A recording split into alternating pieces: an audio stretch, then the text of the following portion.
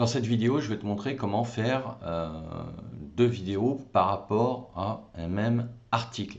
Alors, j'ai déjà fait précédemment une vidéo en te montrant comment faire une vidéo par rapport à un article, mais là, tu vas voir que on peut en faire deux, voire plus, selon la longueur de ton article. Donc là, j'ai pris un article que j'avais écrit sur mon blog Cap sur vous, qui est comment développer son business de formateur avec les formations en ligne.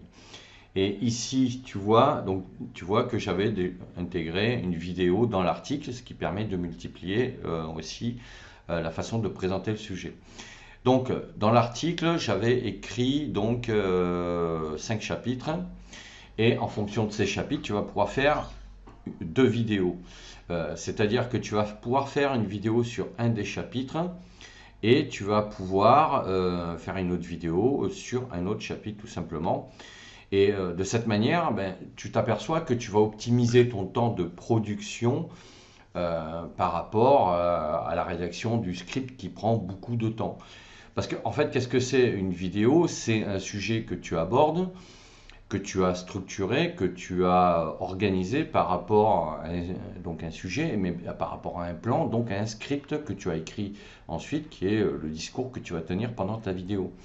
Mais si tu rédiges des articles sur ton blog, et j'espère que c'est ce que tu vas faire ou ce que tu as déjà fait, tu vas t'apercevoir que tu as déjà les scripts et que tu as déjà les sujets. Donc, dans la précédente vidéo, je t'avais montré comment par rapport au premier chapitre, on pouvait faire une vidéo, mais là, bon, on va changer de sujet. On va prendre le chapitre 2, dans lequel j'abordais la notion de marque et de personal branding. C'est-à-dire que quand tu vas créer un écosystème web pour créer un business en ligne, il faut que tu aies conscience que tu vas représenter quelque part la marque de ton écosystème. C'est-à-dire que ta personnalité va faire que les gens vont venir sur ton écosystème. Et donc c'est ce que j'aborde dans cet article. Donc tu peux tout à fait faire un article, enfin une vidéo sur ce chapitre-là. Alors évidemment, il faut que tu aies un peu de contenu.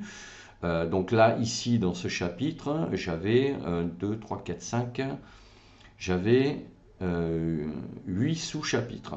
D'accord? Donc tu vois que j'ai déjà pas mal de matière. Alors l'idéal, c'est après de maîtriser ton sujet, de relire ce que tu avais écrit. Et d'ailleurs, des fois, ça va même t'amener à t'apercevoir que tu peux améliorer même le contenu de ton article et de retourner, de le compléter. Mais de cette manière, tu vas pouvoir faire une première vidéo sur ce thème-là, qui est dans un article que tu auras écrit. Et après, alors on va voir un autre sujet pour changer. J'avais fait donc créer du contenu gratuit sur son domaine, installer ses formations sur une plateforme comme System.io. Voilà, donc là tu peux, donc ça c'est dans le 1, 2, 3, 4, quatrième chapitre.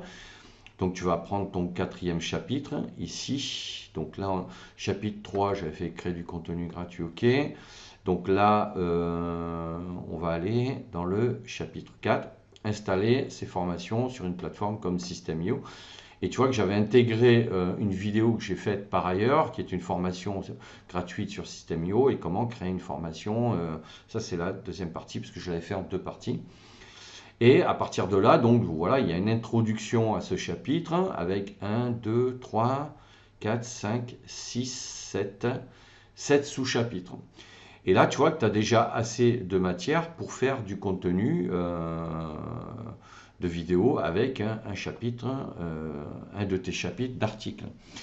Et comme ça, tu vas pouvoir multiplier le nombre de vidéos avec du texte qui est déjà avec du script. Et là, j'ai 5 chapitres dans cet article, donc c'est un article qui doit faire peut-être, je sais pas moi, 2000, 3000 mots, peut-être plus. Et à partir de là, ça veut dire que tu l'as déjà ta matière. Parce que je vois souvent des créateurs de contenu qui expliquent qu'ils ont du mal à produire et que ça prend du temps, etc.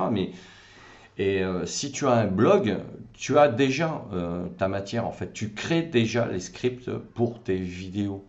C'est ça qui est excellent. Donc c'est pour ça que je t'incite vivement à créer un blog et à rédiger du contenu sous forme d'article.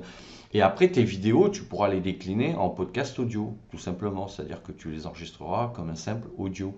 Et ces audios-là, ces podcasts, tu pourras les publier sur ta chaîne et dans les articles aussi. Pourquoi? Parce que comme ça, tu auras des gens qui viendront sur ton blog lire tes articles et qui pourront éventuellement visualiser le contenu sous forme de vidéo si c'est ce support qu'ils préfèrent. Ou alors mettre tout simplement l'audio pour écouter en faisant autre chose. D'accord? S'ils font, je sais pas moi, leur ménage ou qu'ils cuisinent, ou même télécharger l'audio et après l'écouter dans la voiture. Donc voilà comment tu peux optimiser ton temps de production en ayant déjà du texte et des sujets avec du script organisé, décliné, qui te permet d'avoir du contenu pour faire tes vidéos. Et donc là, dans l'absolu, comme je l'ai déjà évoqué dans la vidéo que j'ai faite précédemment, tu peux avoir 5 sujets de vidéo, quoi, en un article. Et si, alors, je dis pas qu'il faut créer du contenu d'article en partant de cet objectif-là, mais voilà, si tu veux, au départ, tu vas t'apercevoir que ça prend du temps de produire du contenu et que l'idéal, c'est de l'optimiser de cette manière, quoi.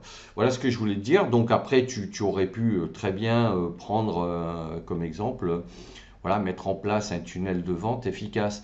Mais après, il faut que tu le fasses, par exemple, par rapport à une stratégie de publication éditoriale que tu as mise en place sur ton écosystème web. Si tu démarres, au départ, tu vas commencer par le général pour aller au plus précis. Et il ne faut pas après balancer des vidéos qui vont aborder, par exemple, mettre en place un tunnel de vente efficace si tu n'as pas déjà abordé les fondamentaux du marketing en ligne. Il faut déjà que tu parles voilà, de ce qu'il faut mettre en place au démarrage et que tu procèdes étape par étape. Et le tunnel de vente ne viendra qu'après que tu aies déjà expliqué. Par exemple, là, moi, c'est System.io, en expliquant l'outil System.io, voilà, à quoi il sert, comment tu peux l'utiliser, quelles sont les principales fonctionnalités, et après, comment mettre en place ton marketing. Et à ce moment-là, seulement, tu pourras évoquer le tunnel de vente. Donc après, voilà, il faut aussi être cohérent.